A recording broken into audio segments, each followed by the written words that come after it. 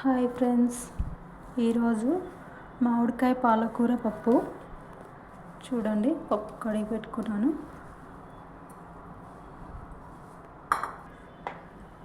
పాలకూర,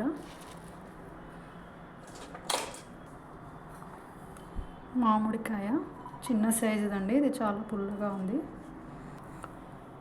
పచ్చిమిర్చి, వెల్లుల్లి, జీలకర్ర పేస్ట్ అండి, ఇది పచ్చికారంతో చేసుకుంటున్నాం. వాటరు,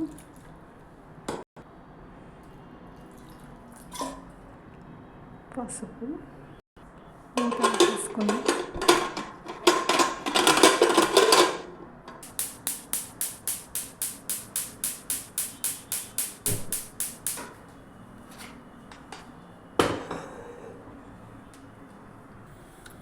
ఇది కాలీఫ్లవర్కి ఫ్రెండ్స్, ఆల్రెడీ కట్ చేసి హాట్ వాటర్లో వేసుకున్నాను. చూడండి,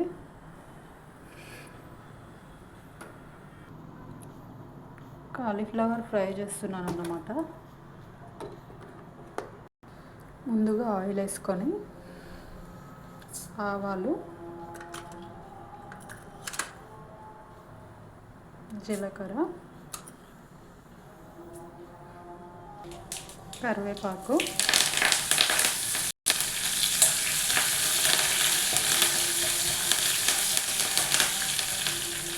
పసుపు,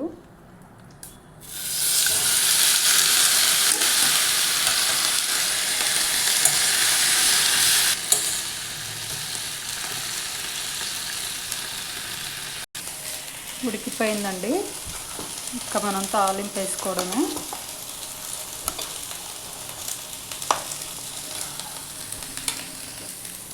అయిపోయింది. ఇది చూడండి, కందిపప్పు ఒక్కటే కాదు, పెసరపప్పు, కందిపప్పు రెండు కలిపేసాను.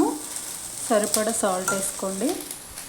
ఎందుకంటే మా పిల్లలకి పెసరపప్పు ఇష్టం ఉండదండి. అది కవర్ అవ్వడం కోసం అట్లా రెండు కలిపేసిన. ఇంకా తిరగమాత పెట్టుకోవడమే అండి. అయిపోయింది. మీ పిల్లలకి కూడా ఇష్టం ఉందో లేదో కామెంట్ బాక్స్లో పెట్టండి. చాలామందికి పెసరపప్పు ఇష్టం ఉండదు కదండి, అందుకు. ఆయిల్ వేసుకొని ఆవాలు, జీలకర్ర, ఎండుమిర్చి, కరివేపాకు ఆల్రెడీ పప్పులో వేసుకున్నాం కదండి. తిరగమాతలో కొంచెం వేసుకుంటే సరిపోతుంది. ఇంగు అండి, ఇది వేస్తేనే అసలు పప్పు చాలా టేస్టీగా ఉంటుంది.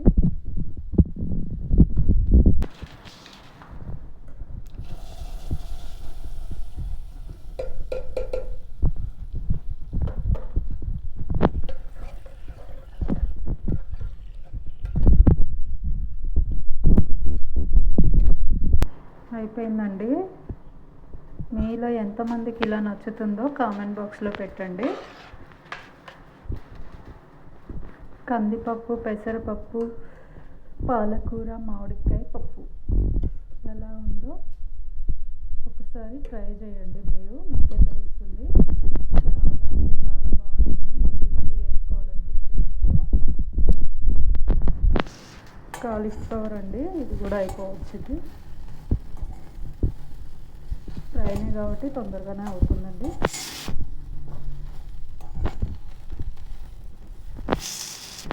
వెల్లుల్లిపాయ, సాల్ట్, కారం,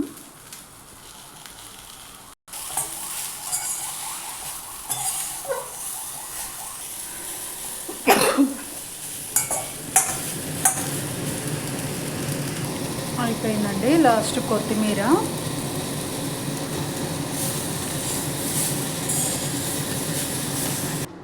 చూడండి, అయిపోయింది. ఈరోజు లంచ్ ఇదే అండి.